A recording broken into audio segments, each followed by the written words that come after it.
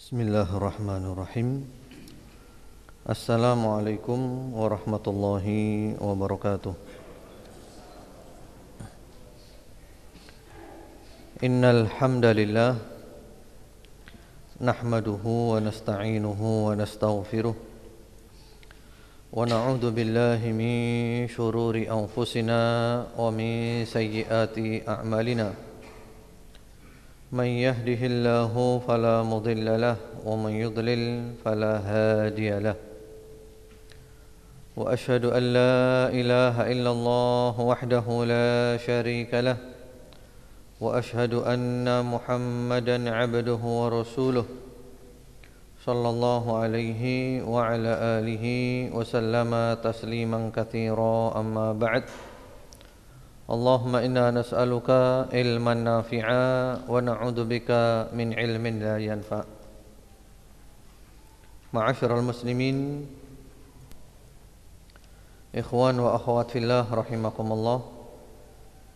Hari ini adalah hari Ahad tanggal 26 Safar 1435 Hijriah yang bertepatan dengan tanggal 29 Desember 2013. Insyaallah kita akan melanjutkan kajian kita dari kitab Riyadhus Shalihin yang ditulis oleh Al-Imam An-Nawawi rahimahullahu taala,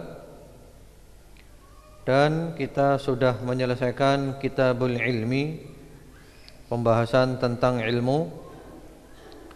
Karena itu pada pagi hari ini insyaallah kita masuk pembahasan yang lain, kitab yang nomor 13.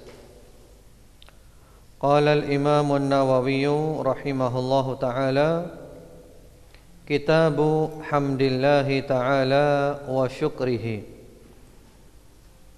Kitab yang nomor ke-13 tentang pujian-pujian kepada Allah Subhanahu wa taala dan bersyukur kepada Allah Subhanahu wa ta'ala. Memuji-muji Allah dan bersyukur kepada Allah Subhanahu wa ta'ala. Beliau membawakan satu ayat dan beberapa hadis, yaitu qala Allah, ada bab baru, bab nomor 242, babu fadlil hamdi wasyukur. Bab keutamaan memuji-muji Allah dan bersyukur kepadanya. Qala Allah Ta'ala, Allah Subhanahu wa ta'ala berfirman, fadhkuruni adhkurkum washkuruli wala takfurun. Maka berzikirlah kepadaku, ingatlah aku, pasti aku ingat kamu, dan bersyukurlah kepadaku, jangan kufur. Surat Al-Baqarah 152. Di dalam ayat ini Allah Subhanahu wa ta'ala memerintahkan kita mengingat Allah, berzikir kepada Allah Subhanahu wa ta'ala, yang mana di antara faedahnya adalah Allah ingat kita. Seandainya keutamaan zikir hanya ini saja cukup. Ingat Allah, Allah ingat kita. Karena kalau Allah ingat kita berarti Allah memberikan semua kebaikan kepada kita. Kemudian bersyukur kepada Allah, jangan kufur. Bersyukur, jangan kufur. Mari kita lihat pembahasan tentang syukur ini. Syukur menurut para ulama ada mempunyai 3 rukun. Seseorang tidak dikatakan bersyukur dengan benar kalau belum melaksanakan 3 rukun itu. Mencakup hati, lisan, dan anggota tubuh. Syukur dengan hati, artinya kita mengakui bahwa semua nikmat ini adalah dari Allah. nikmat ini dari Allah, bukan usaha saya semata, bukan karena kepandaian saya, kekuatan saya dan yang lain-lainnya semata, tapi ini benar-benar dari Allah Subhanahu wa taala. Tanpa Allah saya tidak ada artinya apapun. Ini yang pertama, syukur dengan hati.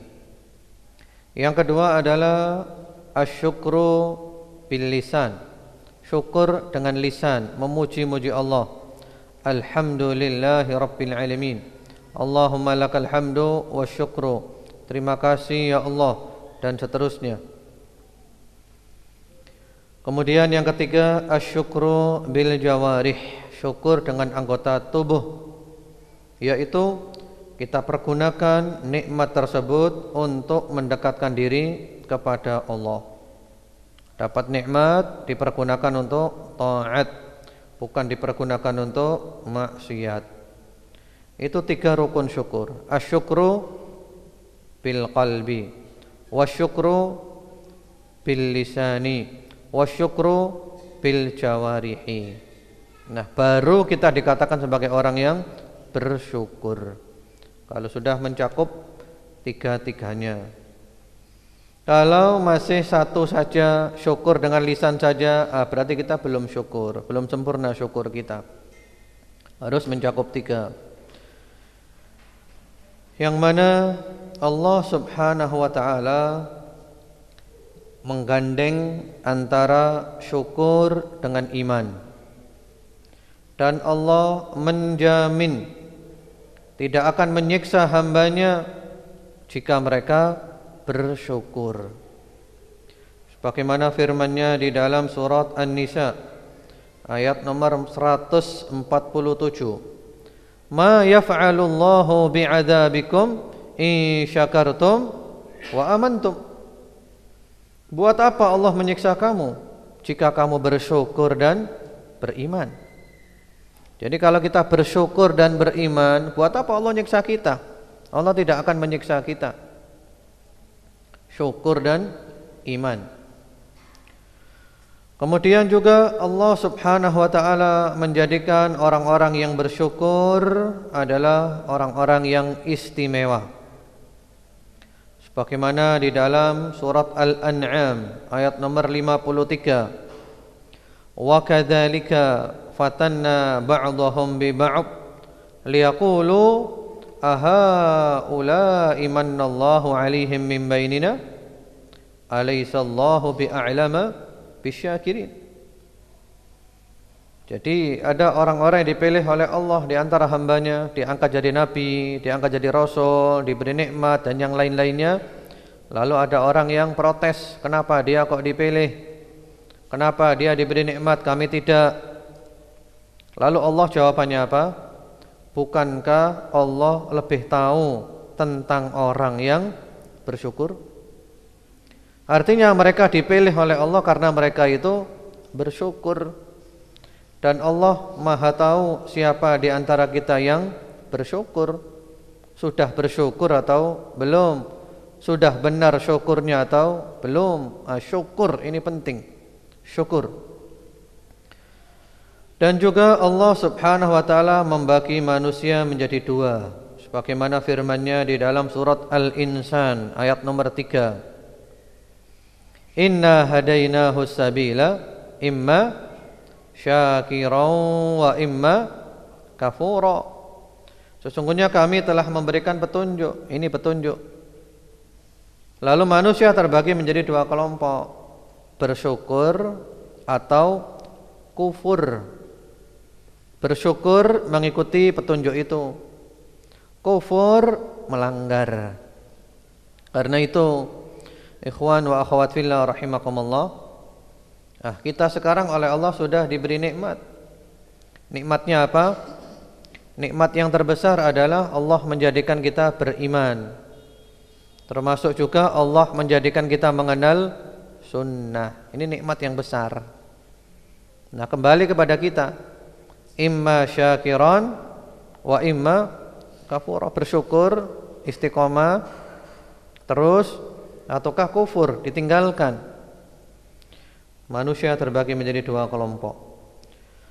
Kemudian juga Allah Subhanahu wa taala memproklamirkan, ini proklamir dari Allah, pengumuman dari Allah, maklumat dari Allah. Apa maklumatnya? Surat Ibrahim ayat nomor 7. Wa itta'adzana rabbukum la in syakartum la azidannakum wa la in kafartum inna adzabi lasyadid. Dan ingatlah ketika Rabbmu mengumumkan. Ini pengumuman dari Allah. Isinya apa pengumumannya? Kalau kamu bersyukur, ya, jika kamu bersyukur, sungguh pasti aku akan menambah untukmu lagi. Ini pengumuman dari Allah. Kalau kita sudah bersyukur dengan benar, dengan baik, sempurna, pasti ditambah nikmatnya oleh Allah. Tunggu saja, ditambah nikmatnya, ditambah. Tapi kalau kufur, jika kamu kufur, sesungguhnya azabku sangat keras. Kalau kita kufur, dicabut nikmatnya oleh Allah, diberi azab, naudzubillah. Tentu kita memilih menjadi orang yang bersyukur. Kemudian juga amalan-amalan itu selalu diidentikan, diterimanya oleh Allah tergantung kehendaknya Allah. Tergantung kehendak Allah, tergantung kemauannya Allah. Sebagaimana firman Allah di surat At-Taubah ayat 28, "Fasawfa yughnikumullahu min fadlihi insya." Allah akan memberikan kecukupan kepadamu daripada karunia-Nya jika Allah berkehendak. Allah memberi karunia jika berkehendak. Firman-Nya pula di surat Al-Maidah ayat 40, "Wa yaghfiru liman yasha." Allah mengampuni siapa yang dikehendaki. Kemudian juga firman-Nya di dalam surat At-Taubah ayat 15, "Wa yatubullahu ala man yasha." Allah menerima taubat siapa yang dikehendaki. Jadi semuanya tergantung siapa yang dikehendaki Allah, yang dikehendaki. Tapi kalau syukur, antum lihat ayatnya surat Ali Imran 145. Wasanajazis syakirin. Kami pasti memberikan balasan kebaikan untuk orang yang bersyukur. Tidak ada kata-kata siapa yang dikehendaki. Pokoknya bersyukur pasti diberi oleh Allah balasan kebaikan. Bersyukur. Karena itu pula setan atau iblis tahu betapa kedudukan syukur yang demikian hebat, demikian mulia, demikian tinggi, demikian luar biasa. Sehingga iblis mengerahkan segala cara, segala upaya. Tujuannya apa? Menjadikan orang tidak bersyukur. Coba antum buka surat Al-A'raf ayat 17. Iblis ketika diusir dari surga, dia marah-marah. Lalu di antara ancamannya, "Tsumma la'atiyannahum min baini aydihim wa min khalfihim wa an aymanihim wa an syama'ilihim wa la tajidu aktsarahum syakirin." Kata iblis, kemudian aku akan mendatangi mereka dari arah depan mereka dan juga dari arah belakang mereka, dari arah samping kanan mereka, dari arah samping kiri mereka. Kemudian kamu dapati kebanyakan mereka tidak bersyukur. Jadi iblis menggoda dari arah depan, dari belakang, dari kanan, dari kiri, tujuannya adalah supaya kita tidak bersyukur. Yaitu menggoda dari semua arah. Lalu sebagian ulama menjelaskan, di antaranya Ibnu Abbas radhiyallahu taala anhuma, godaan dari arah depan maksudnya adalah supaya kita ragu-ragu terhadap akhirat. Ragu-ragu, enggak percaya. Godaan dari arah belakang supaya kita cinta dunia. Godaan dari arah samping kanan, agama kita dikacaukan, dibuat kacau agama kita. Godaan dari arah samping kiri, supaya kita suka berbuat maksiat. Tidak disebutkan godaan dari arah atas, karena dari arah atas itulah turunnya rahmat Allah subhanahu wa ta'ala. Jadi iblis berusaha menggoda kita dengan semua cara, semua sarana supaya kita enggak bersyukur. Karena itu Allah subhanahu wa ta'ala berfirman di dalam surat Saba ayat 13, wa qalilum min ibadiya asyakur. Dan sedikit sekali dari kalangan hamba-hambaku itu yang banyak bersyukur. Jadi banyak di antara kita itu tidak bersyukur. Karena itu ada orang yang ketika tawaf dia berdoa, doanya cuma mengucapkan Allahumma ij'alni minal qalil, Allahumma ij'alni minal qalil. Ya Allah, jadikan hamba termasuk golongan yang sedikit. Itu aja doanya. Lalu ada yang tanya, "Loh kenapa kamu doanya kok gitu?" Iya, karena orang baik itu sedikit. Di antaranya adalah wa qalilum min ibadiya asyakur. Sedikit di antara hambaku yang bersyukur. Yang banyak malah yang tersesat. Wa in tuti aktsara man fil ardi yudilluka an sabilillah. Kebanyakan orang di muka bumi ini tersesat. Ya. Kemudian juga di antara praktek yang dilakukan oleh Rasulullah Muhammad sallallahu alaihi wa ala alihi wasallam di dalam riwayat As-Sahihain Bukhari Muslim, beliau salat malam sampai kakinya bengkak, sampai kakinya pecah. Ya, qama hatta tatafattar qadamah. Lalu ditanya oleh Bunda Aisyah radhiyallahu taala anha, "Ya Rasulullah, lima fa'alta hadza wa qad ghafarallahu laka ma taqaddama min dambika wa ma ta'akhkhar." Ya Rasulullah, kenapa Anda lakukan ini? Bukankah Allah sudah mengampuni dosa Anda yang lalu dan yang akan datang? Diampuni oleh Allah semuanya.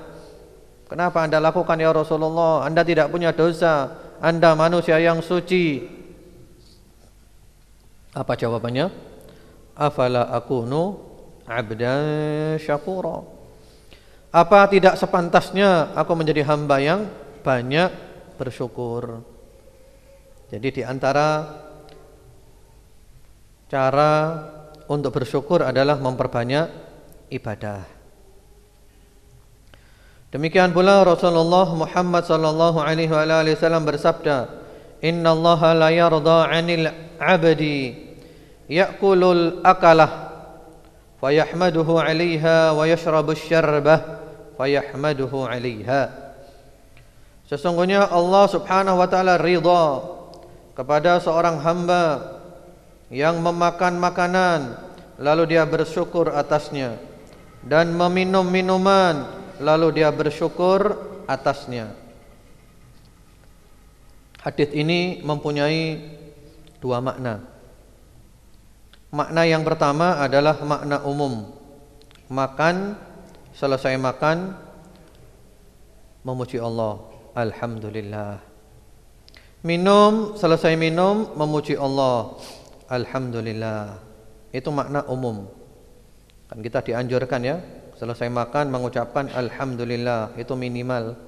Kalau mau lengkap lebih bagus, alhamdulillah alladzi at'amani hada wa razaqanihi min ghairi haulin minni wala quwwatin. Al-Imam Ahmad bin Hanbal rahimahullahu taala memahami hadis ini secara tekstual, secara mantuk, yaitu difahami Allah itu ridha apabila seorang hamba memakan makanan satu suap. Aklah itu difahami dengan satu suap. Yashrabu syarba, meminum seteguk. Jadi beliau Al-Imam Ahmad rahimahullahu taala sebagaimana dijelaskan oleh Syekhuna Fadilatul Syekh Muhammad bin Shalih Utsaimin rahimahullahu taala, beliau kalau makan satu suapan alhamdulillah, satu suapan lagi alhamdulillah, satu suapan lagi alhamdulillah. Demikian pula minum seteguk, alhamdulillah. Seteguk lagi, alhamdulillah. Seteguk lagi, alhamdulillah. Dan kedua-duanya benar dari sisi bahasa. Jadi alhamdulillah setelah selesai makan, setiap suapan, setiap tegukan tentu lebih banyak pahalanya karena dia banyak memuji Allah Subhanahu wa taala. Jadi Allah ridha. Kita makan memuji Allah, kita minum memuji Allah, ridha. Dan mendapatkan ridha Allah adalah merupakan ganjaran yang paling besar. Allah berfirman di dalam surat At-Taubah 72, "Wa ridwanum minallahi akbar." Dan keridhaan dari Allah adalah merupakan yang paling besar. Ya, ganjaran terbesar mendapat ridhonya Allah Subhanahu wa taala. Kemudian juga ikhwan wa akhwat fillah rahimakumullah, di antara wasiat para salafus saleh agar supaya nikmat yang Allah berikan kepada kita ini terus menerus ada pada kita, tidak lepas, enggak dicabut. Caranya adalah bersyukur. Umar ibnu Abdul Aziz rahimahullahu ta'ala, beliau mengatakan, qayyidu ni'amallah bisyukrillah. Ikatlah nikmat-nikmat Allah dengan cara bersyukur kepada Allah. Ikatlah nikmat-nikmat Allah dengan cara bersyukur kepada Allah. Jadi nikmat ini kita ikat, jangan sampai lepas. Caranya adalah bersyukur. Berarti kita sedang mengikat nikmatnya Allah Subhanahu wa taala. Diikat.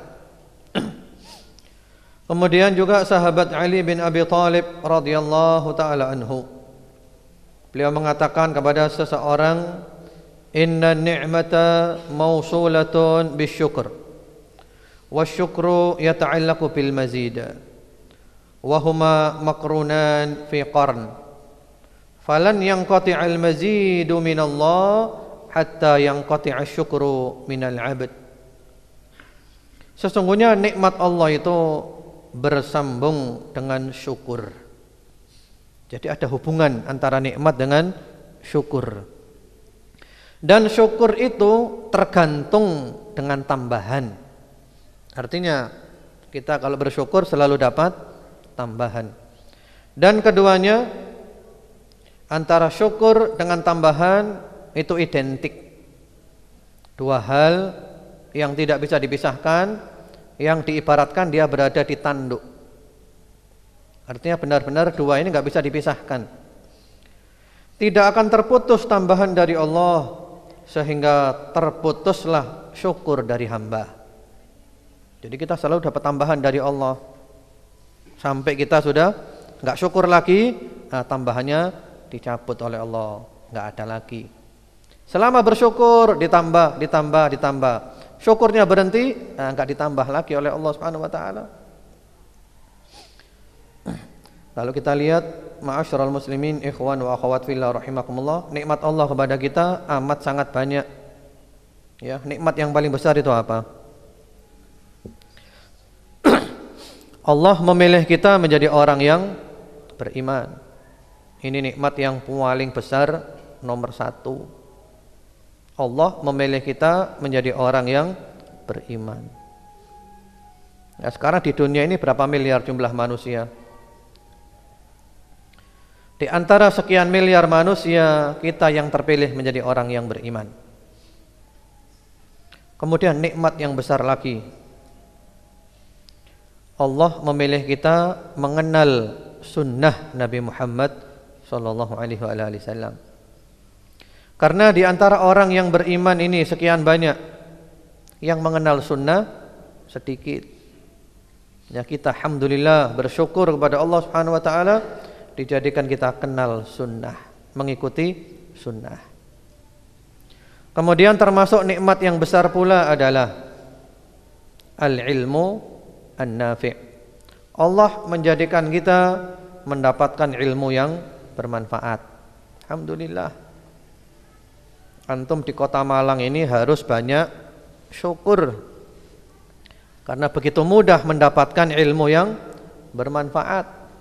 Pengajian di mana-mana, radio dakwah dan yang lain-lainnya gampang dapat ilmu yang bermanfaat. Coba kalau kita lihat orang-orang di tempat lain, di tempat lain, di pelosok-pelosok, subhanallah, kalau ada seorang da'i yang datang, mereka itu sampai nangis-nangis, senang bukan main. Mereka haus akan ilmu. Kita dimudahkan oleh Allah mendapatkan ilmu yang bermanfaat. Kemudian di antara nikmat yang besar pula nikmat al-afiyah, sehat wal afiat, dan terus nikmat. Nah, kita syukur apa tidak? Iman disyukuri, berarti kita benar-benar mengamalkan keimanan kita. Sunnah disyukuri, kita istiqamah mengamalkan sunnah, jangan dilepas sunnah itu. Ilmu disyukuri, kita benar-benar juga mengamalkan ilmu kita. Sehat wal afiat disyukuri, sehat untuk taat, mengabdi kepada Allah Subhanahu wa taala. Ya, insyaallah nikmatnya Allah tambah terus kepada kita. Karena itu Al-Hasan Al-Basri rahimahullahu taala mengatakan, "Aktsiru min dzikri hadhihi an-ni'am fa inna dzikraha syukrun wa qad amara Allahu nabiyahu an yuhadditha bi ni'mati rabbih faqala wa amma bi ni'mati rabbika fahaddits." Perbanyaklah menyebut-nyebut nikmat ini. Jadi kita yang banyak menyebut nikmat, menceritakan nikmat Allah. Karena menceritakan nikmat adalah termasuk syukur. Sebagaimana Allah perintahkan nabinya untuk menyebut-nyebut nikmatnya. Di dalam surat Wad-Duha ayat 11, wa amma bi ni'mati rabbika fa'addits, adapun nikmat Rabbmu maka ceritakan. Jadi menceritakan nikmat termasuk syukur. Yang penting ketika menceritakan tidak ada unsur bangga diri, sombong.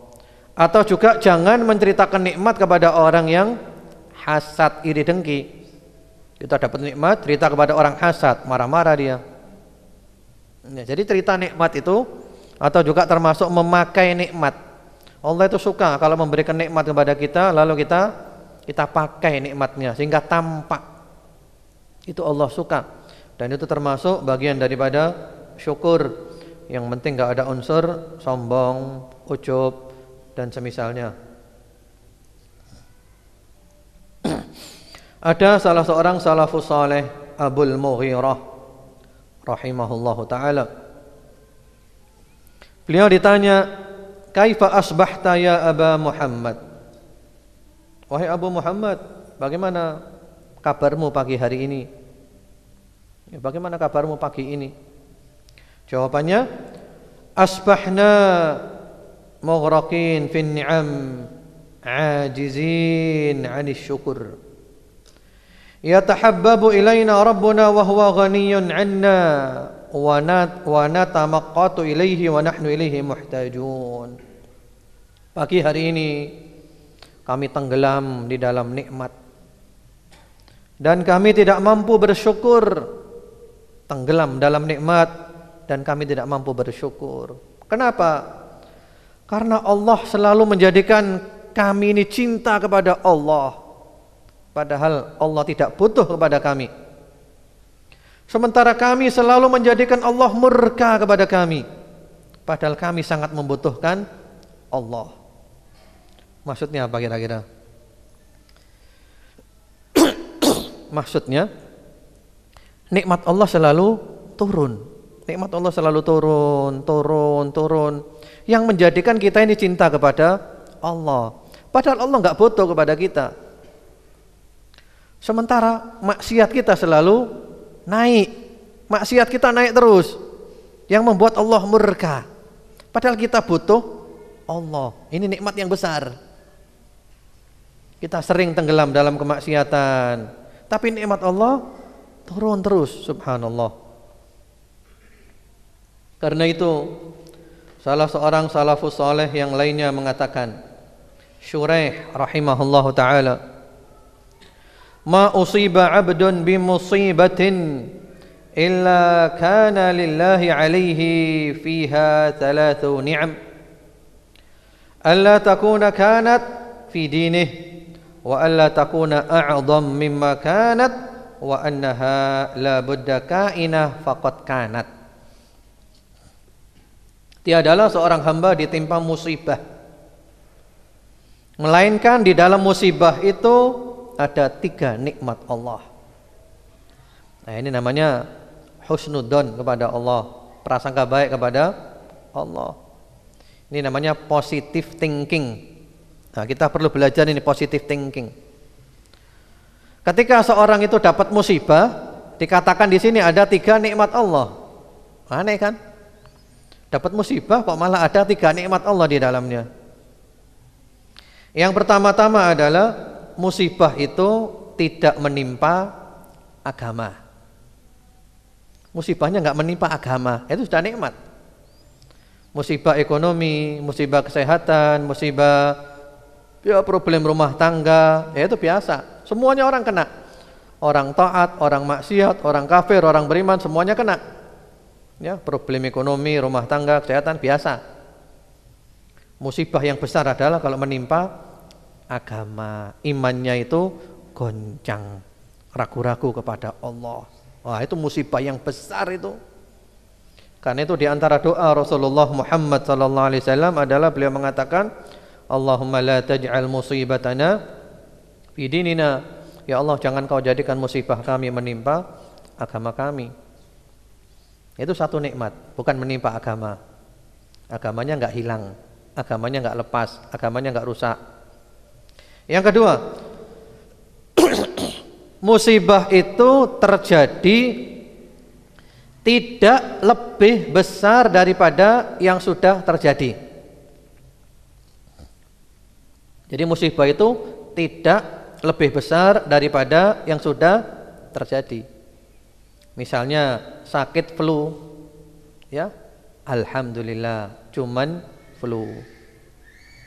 Misalnya kecelakaan, kakinya patah 1, wal'iyadzubillah, alhamdulillah cuman patah 1, yang satunya masih utuh, tangannya juga utuh semuanya, ya.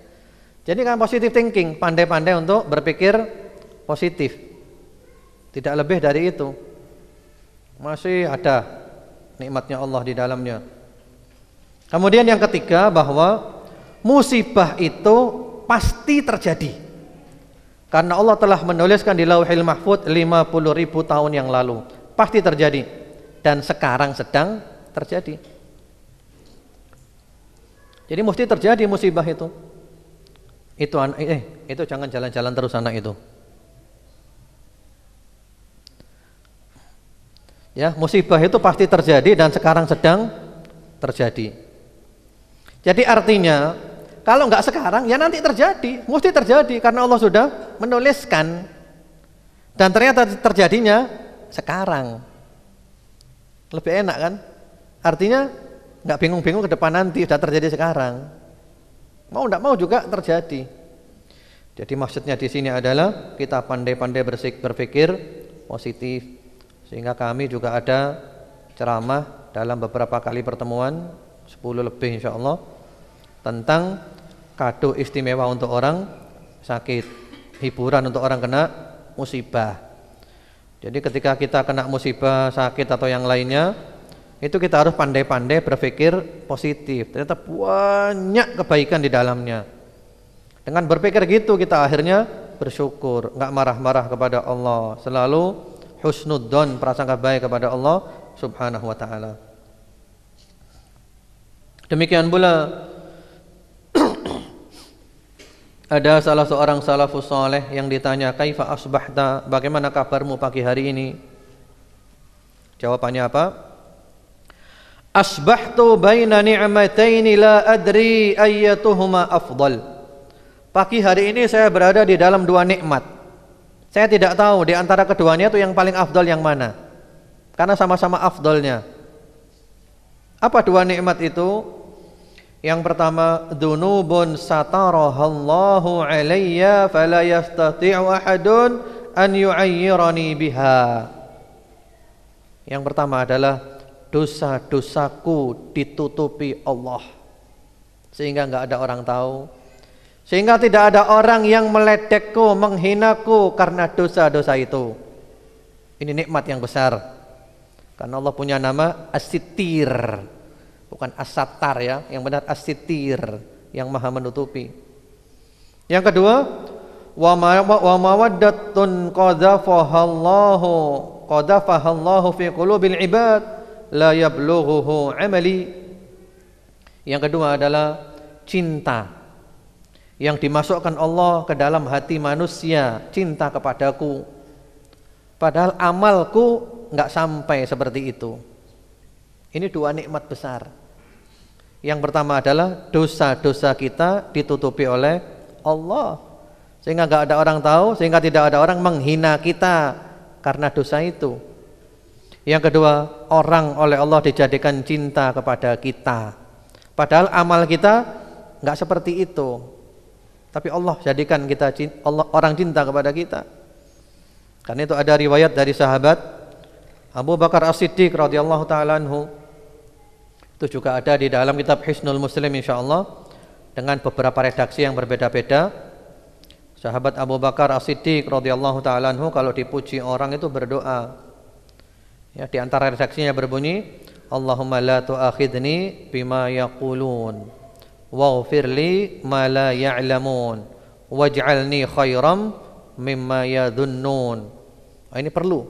Kalau kita dipuji orang kita baca ini, dan ini termasuk zikir harian kita. Karena tidak ada lewat satu hari melainkan ada orang memuji kita. Ya Allah, jangan kau hukum aku karena ucapan mereka. Jangan kau hukum aku ya Allah karena mereka muji-muji aku. Ya Allah, ampuni aku apa yang mereka tidak tahu. Mereka enggak tahu ya Allah. Ampuni aku ya Allah apa yang mereka enggak tahu. Kemudian jadikan aku ya Allah lebih baik dari yang mereka sangka. Doa yang bagus itu doa harian. Ya, ada doa harian membersihkan hati itu, di antaranya ini. Kemudian juga minta ampun kepada Allah. Allahumma inni a'udzubika an usyrika bika wa ana a'lam wa astaghfiruka lima la a'lam. Ya Allah, hamba berlindung kepadamu daripada menyekutukanmu dalam keadaan hamba tahu, dan hamba mohon ampun ya Allah kalau hamba menyekutukanmu dalam keadaan tidak tahu. Supaya amal kita bersih daripada senang terhadap pujian-pujian manusia. Kemudian juga ikhwan wa akhwat fillah rahimakumullah, di antara yang berhubungan dengan nikmat Allah ini pula, sesuatu hal yang perlu dicermati adalah seseorang yang melanggar, dia maksiat, dia menyimpang, dia zalim, hubungannya dengan Allah tidak baik, hubungannya dengan manusia tidak baik. Tapi nikmat Allah selalu datang ke dia. Hati-hati. Hati-hati. Dia menyimpang, dia melanggar, dia zalim. Tapi kok enjoy saja. Kok lancar-lancar saja. Enak-enak saja. Hati-hati. Itu bukan nikmat. Itu namanya adalah istidraj. Bahasa kita itu diluluh oleh Allah. Dibiarkan dulu oleh Allah. Puas-puaskan. Pada saatnya dihabiskan. Sebagaimana firman Allah Subhanahu wa taala di dalam surat Al-Qalam ayat nomor 44. Sanastadrijuhum min haitsu la ya'lamun wa umli lahum inna kaidi matin. Istidraj itu ya begini ini, yang mana diterangkan oleh para ulama mufassirun, yusbighu alaihim an-ni'am wa yamna'uhum asy-syukur wa qala ghairu wahid kullama ahdatsu dzamban ahdatsa lahum ni'mah. Istidraj itu oleh Allah diberi nikmat terus tapi enggak mau syukur. Atau setiap berbuat dosa oleh Allah diberi nikmat. Setiap berbuat dosa diberi nikmat. Setiap berbuat dosa diberi nikmat. Hati-hati. Itu bukan berarti Allah cinta, bukan berarti Allah ridha, itu diistidraj. Ya. Nanti pada saatnya oleh Allah diambil, dihabiskan. Sehingga supaya kedolimannya sempurna dulu. Ya. Kedolimannya belum sempurna, biar sempurna dulu kedolimannya. Setelah kedolimannya sudah sempurna, sikat sudah habis. Karena itu sebagian salafus saleh Kalau nggak pernah susah hidupnya, ya, nggak pernah sakit, nggak pernah kena musibah, mereka itu koreksi dirinya. Bukankah ini istidraj? Saya khawatir ini adalah istidraj, dilulu oleh Allah. Mereka khawatir. Subhanallah. Jadi kalau ada orang yang nyimpang, yang melanggar, tapi kok enak-enak saja, hati-hati. Karena itu di dalam hadis Rasulullah sallallahu alaihi wasallam bersabda, "Idza ra'aitallaha yu'til 'abda wa huwa musirrun 'ala ma'asihi ma yuhib fa'lam innama huwa istidraj." Apabila kau melihat seorang hamba terus-menerus maksiat, tapi nikmat Allah terus-menerus datang ke dia, maka itu adalah istidraj, diluluh oleh Allah Subhanahu wa taala, dibiarkan oleh Allah Subhanahu wa taala, ya, dibiarkan dulu supaya kedolimannya sempurna. Kedolimannya itu lengkap, belum lengkap kedolimannya. Maksiatnya belum lengkap, biar lengkap dulu. Setelah lengkap semuanya, sikat sudah habis. Na'udzubillah. Kemudian berikutnya lagi ada sebuah perincian cara bersyukur. Abu Hazim rahimahullahu ta'ala pernah ditanya bagaimana cara bersyukur anggota tubuh. Ma syukrul ainain ya Aba Hazim, bagaimana cara bersyukurnya kedua mata? Bagaimana caranya? Beliau mengatakan, in ra'aita bihima khairan a'lantah, wa in ra'aita bihima syarran satartah. Kalau kamu melihat yang baik, kamu ceritakan. Kalau kamu melihat yang buruk, kamu tutupi. Jadi mata melihat yang baik-baik, ceritakan ini baik. Yang buruk jangan dilihat. Atau kalau tahu yang buruk ditutupi, enggak diceritakan. Tidak menjelek-jelekan orang dan yang lain-lainnya. Fama syukru al-udhunain, bagaimana cara bersyukurnya telinga, kedua telinga? La ta'khud bihima ma laysa in sami'ta bihima khaira wa'aitah wa in sami'ta bihima syarra dafa'ta. Kalau kamu dengar yang baik, ya, kamu fahami. Mendengarkan yang baik-baik difahami, diresapi, dihayati. Kemudian kalau kamu dengar yang buruk, kamu tolak. Artinya jangan dengarkan yang buruk. Bantah yang buruk itu. Fama syukrul yadain, bagaimana cara bersyukurnya kedua tangan? Qala la ta'khud bihima ma laysa lahuma wa la tamna haqqan lillahi huwa fihima. Jangan mengambil yang bukan hakmu. Dan juga jangan menghalang-halangi kewajiban Allah yang ada di tanganmu. Jangan ngambil yang bukan hakmu. Kalau kewajibanmu, maka keluarkan. Jangan kau tahan saja. Fama syukrul batan, bagaimana cara bersyukurnya perut? An yakuna asfaluhu ta'aman wa alahu ilman. Hendaklah perut itu bagian bawahnya adalah makanan, bagian atasnya ilmu. Jadi perut jangan penuh makanan saja, makanan di bawah, atasnya ilmu. Fama syukrul farj, bagaimana cara bersyukurnya kemaluan? Lalu beliau membaca firman Allah Subhanahu wa taala surat Al-Mu'minun ayat 5 sampai 7, walladzina hum li furujihim hafizun illa ala azwajihim aw ma malakat aymanuhum fa innahum ghairu malumin faman ibtagha wara'a dzalika faulaika humul adun, yaitu tidak melakukan penyimpangan seksual. Fama syukrul rijlain, bagaimana cara bersyukurnya kedua kaki? In alimta mayyitan taghbituhu ista'malta bihima amalah wa in maqattahu raghibta an amalih wa anta syakirullah. Kalau kamu melihat ada orang mati, sementara orang mati itu perbuatannya adalah perbuatan baik, kamu iri kepada dia, kamu kepingin seperti dia, maka kamu pergunakan kakimu itu untuk meniru perbuatannya orang itu, berjalan menuju perbuatannya orang itu. Kalau kamu melihat orang mati yang kamu benci, amalannya jelek, kamu gak suka dengan amalannya, maka kakimu kamu tahan untuk tidak melangkah menuju perbuatan seperti perbuatannya orang itu. Dengan begitu kamu sudah dianggap bersyukur kepada Allah Subhanahu wa ta'ala. Jadi syukur tadi mempunyai berapa rukun? 3. Yang pertama-tama syukur dengan hati, mengakui semua nikmat ini bukan dari saya semata tapi dari Allah.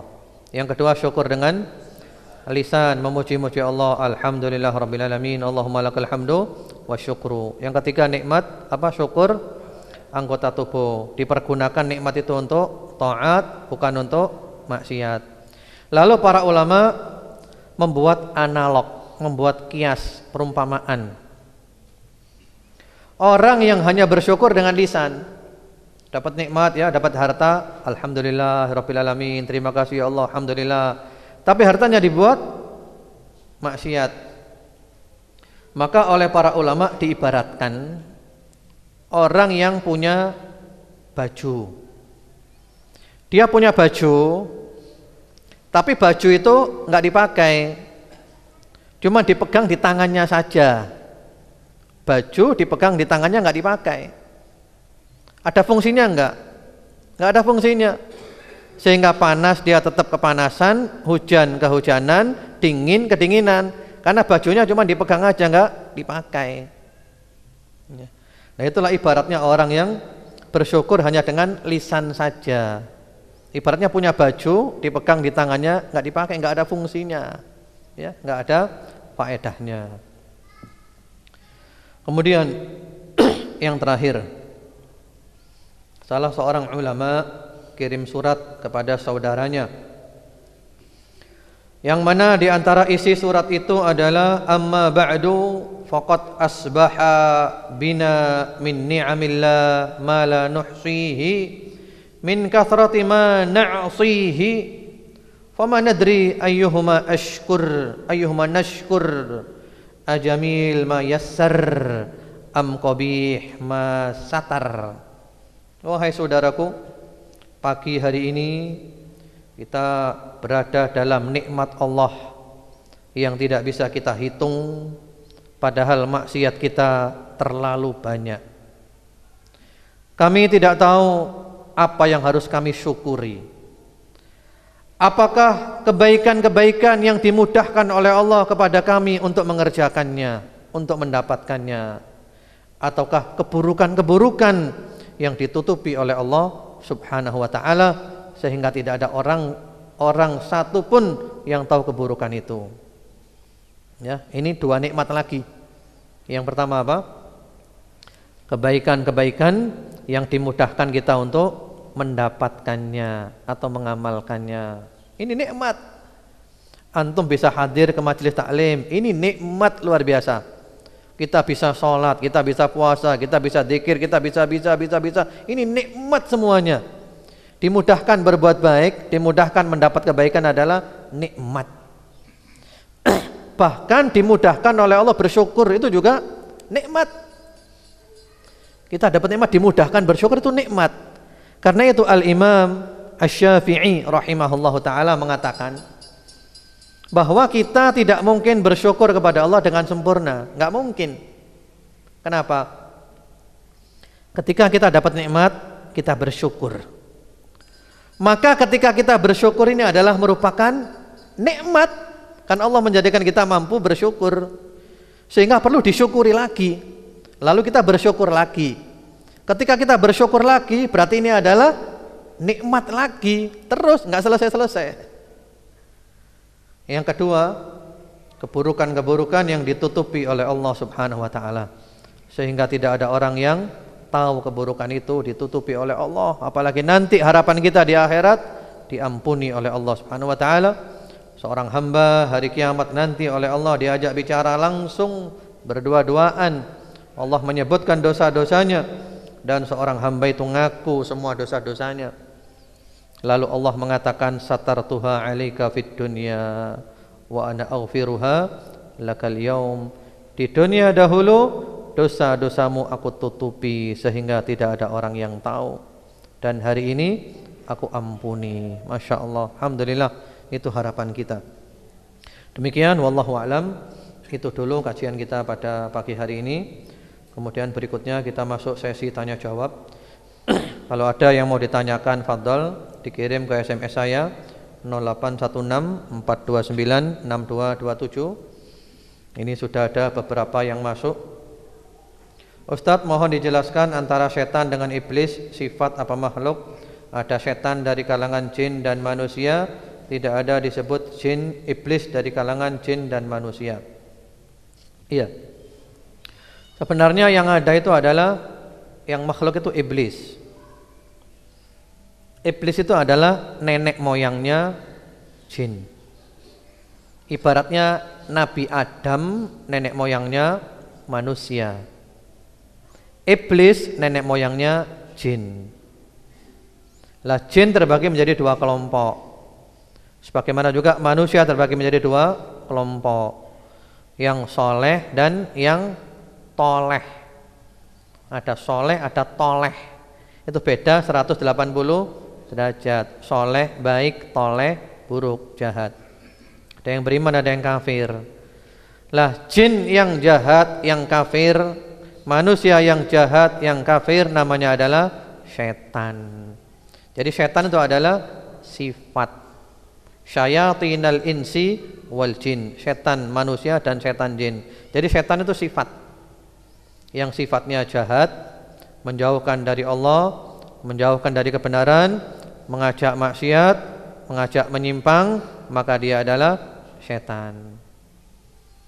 Nah, yang ada itu adalah Nabi Adam, anak cucunya namanya manusia. Iblis, anak cucunya namanya jin. Yang jahat dari kalangan jin dan manusia namanya adalah setan. Sifat itu. Ya, tanya Ustadz, misal ada hamba yang taat, dia mengatakan, aduh, sudah lama Allah tidak memberiku sakit. Bolehkah hal ini diucapkan oleh orang yang beriman? Kalau kata Rasulullah SAW nggak boleh. Karena beliau melihat ada seorang sahabat yang sakit cukup parah. Parah sekali sakitnya. Lalu kata Rasulullah, loh kenapa ini kok bisa sakit seperti ini? Ternyata dia itu memang minta kepada Allah. Kalau punya dosa, minta hukumannya disegerakan di dunia. Wah, kata Rasulullah, jangan, kau tidak mampu. Jadi dia minta kalau punya dosa, minta hukumannya disegerakan di dunia. Kata Rasulullah, jangan, kau tidak mampu. Mintalah kepada Allah itu ampunan, afiat. Bukan minta hukumannya disegerakan. Demikian pula jangan minta sakit. Tidak boleh minta sakit itu. Rasulullah menganjurkan minta afiyah, salullahal afiyah. Mintalah kepada Allah afiyah, sehat wal afiat. Memang ada seorang sahabat setelah dia mengetahui fadilah sakit flu. Sakit apa namanya? Panas. Fadilahnya sakit panas itu luar biasa. Karena sakit panas itu masuk ke dalam seluruh organ tubuh sehingga rasanya itu sampai dari ujung rambut sampai ujung kuku terasa semuanya. Nah, sehingga semua dosa organ tubuh diampuni oleh Allah. Fadilahnya sakit panas. Lah sahabat ini saking luar biasa fadilahnya, minta mudah-mudahan selalu sakit panas. Tapi sakit panas yang tidak menghalangi untuk jihad fisabilillah, yang tidak menghalangi untuk taat kepada Allah. Dikabulkan oleh Allah. Seumur hidupnya sakit panas terus, tapi tetap semangat dalam taat, dalam jihad. Namun secara umum kita dilarang minta penyakit itu enggak boleh. Minta kepada Allah sehat. Sallallahu al-afiyah.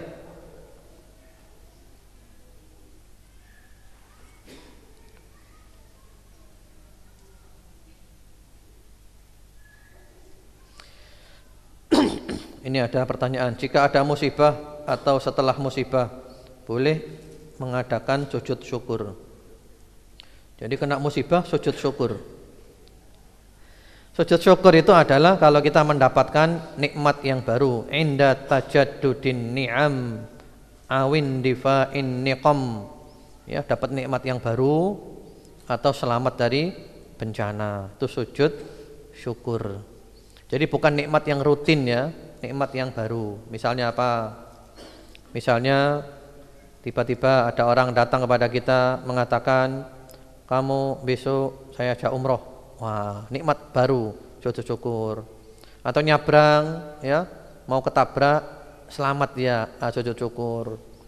Jadi bukan nikmat harian, bukan nikmat yang rutin. Karena ada orang setiap selesai sholat selalu sujud, karena sujud syukur. Dia enggak ada sunnahnya itu. Nikmat yang baru.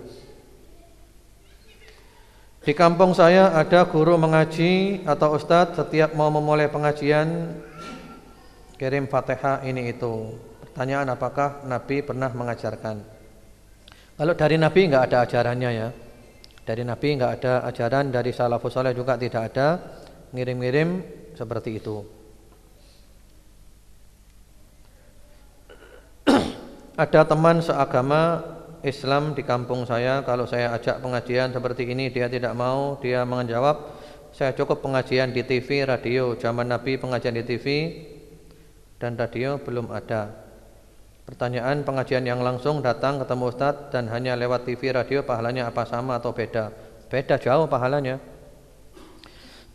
Kalau melalui radio atau TV itu dapat ilmu, insya Allah dapat ilmu saja. Tapi kalau hadir ke majelis taklim, dapat macam-macam. Dapat macam-macam. Disebutkan di dalam hadis sahih ya. Allah menurunkan sakinah. Majtama'a qaumun fi baitin min buyutillah yatluna kitaballah wa yatadarasuna fima bainahum illa nazalat 'alaihimus sakinah wa ghasyiyatuhumur rahmah wa hafathumul malaikah wa dzakarahumullah fi man 'inda. Ya. Itu mendapatkan sakinah, ketenangan, kedamaian. Antum merasakan enggak? Ya. Kalau berada di majelis taklim terasanya ada ketenangan, kedamaian. Kemudian juga rahmat Allah turun. Kebaikan itu banyak. Sehingga buahnya ada kalanya dosa-dosa kita diampuni Allah, penyakit kita disembuhkan Allah, hajat kita ditunaikan Allah, dan yang lain-lainnya. Kemudian malaikat ikut hadir memenuhi majelis itu, bahkan membentangkan sayapnya. Allah memuji-muji di depan malaikat. Bahkan dosa-dosa mereka oleh Allah diampuni. Ya. Jadi tentu lebih afdal datang ke majelis taklim langsung. Fadilahnya lebih banyak lagi. Ustadz, kalau ada orang yang bisa mendakwai orang lain namun tidak menasehati diri sendiri, kalau ada yang menasehati dia marah, apakah yang menasehati sudah lepas tanggung jawab? Kewajiban kita adalah menyampaikan. Soal orang yang disampaikan itu marah-marah, ya enggak masalah, yang penting kita sudah melaksanakan kewajiban kita.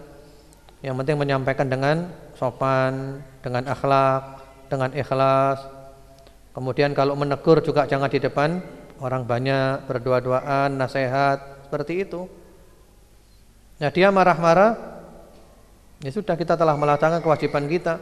Dan itu adalah bukti kita cinta karena Allah memberi nasihat, memberi masukan, ingin dia baik. Dan sebenarnya kalau ada orang memberi nasihat kita, masukan, itu nikmat yang sangat besar. Karena itu para salafus soleh sangat senang kalau ada orang menyampaikan keburukannya. Saya mengetahui kau punya ini. Oh, terima kasih, jazakallah khair, barakallah. Senang. Karena kadang kita tidak tahu, sementara orang lain yang tahu. Ustadz, apabila kita menginginkan sesuatu yang terus-menerus itu, apa tandanya kurang bersyukur? Sementara ketika apa yang menjadi keinginan tersebut sudah terpenuhi, saya selalu berdoa bersyukur, terima kasih kepada Allah. Kita ingin nikmat terus-menerus itu wajar. Yang penting yang ada disyukuri. Yang ada disyukuri, ingin tambahan, ingin lebih, boleh, wajar, manusiawi. Yang penting yang ada disyukuri. Yang jadi masalah yang ada itu enggak disyukuri, mencari yang enggak ada, itu enggak syukur namanya, dan enggak mungkin bahagia. Yang ada tidak pernah disyukuri, selalu mencari yang tidak ada, yang enggak syukur namanya. Jadi yang ada disyukuri, dan kita ingin tambahan dari Allah, ingin melebih daripada kemurahan Allah, boleh, silahkan. Ya, mungkin itu dulu aja. InsyaAllah nanti hari Rabu kita kajian melanjutkan syarah Thalatha Usul. Kemudian hari Ahad tetap kajian seperti biasa. Semoga kajian kita bermanfaat. Allah menjadikan kita istiqamah dan umur kita ditutup dengan husnul khatimah. Subhanakallahumma bihamdika asyhadu an la ilaha illa anta astaghfiruka wa atubu ilaik. Assalamualaikum warahmatullahi wabarakatuh.